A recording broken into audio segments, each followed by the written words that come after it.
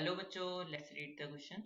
Question says if a की power x equals to b, b की power y equals to c and c की power z equals to a, then the value of x, y, z is first option 0, second option 1, third option 2 and fourth option 3. इस question को करने के लिए हम इसका की कॉन्सेप्ट समझते हैं. तो की कॉन्सेप्ट है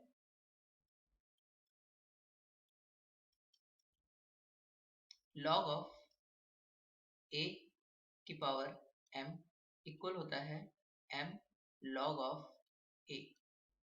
एंड नाउ हमें इस क्वेश्चन में क्या गिवन है? हमें इस क्वेश्चन में गिवन है a की power x equals to b, comma b की power y equals to c, comma c की power z equals to a. और हमें x, y, z की वैल्यू फाइंड करनी है. तो इसके लिए हम क्या करेंगे? तीनों में हम लॉग ले लेंगे दोनों तरफ. तो हम दोनों तरफ लॉग ले लेते हैं. तो ये हो जाएगा लॉग ऑफ a की power x equals to log of p. तो यहाँ पर हम के कॉन्सेप्ट में जो फॉर्मूला है उसका यूज करते हैं. तो ये x equals to x into log of a equals to log of p हो जाएगा.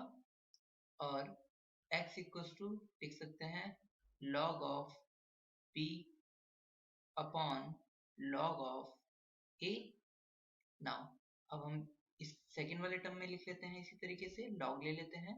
तो ये हो जाएगा लॉग ऑफ b की power y equals to log of c, और यहाँ पे y into log of b equals to log of c हो जाएगा. और y इक्वल्स टू क्या हो जाएगा? Log of c upon log of b. इसी तरीके से हम थर्ड वाले में सॉल्व कर लेते हैं.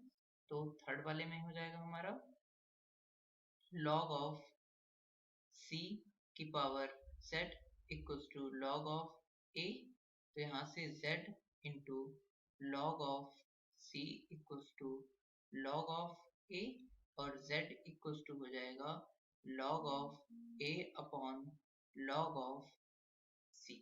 यहाँ पर हम x, y, z की वैल्यू फाइंड करनी है. तो यहाँ पे हम इसकी वैल्यू पुट कर लेते हैं. तो x, y, z equals to value put करते हैं. तो x की वैल्यू क्या आई हमारी? log of b upon log of a into यहाँ पर y की वैल्यू है log of c upon log of p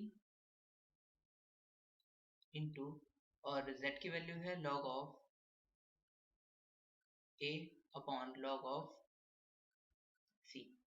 यहाँ हम ये देखते हैं कि log ऑफ p से log ऑफ p कट जाएगा, log ऑफ a से log ऑफ a कट जाएगा, और log ऑफ c से ये log ऑफ c कट जाएगा. और इसकी वैल्यू कितनी आ जाएगी? 1. तो फाइनल आंसर है हमारा 1. So correct option is option number B, 1. Hope you understood it well. Best of luck. Thank you.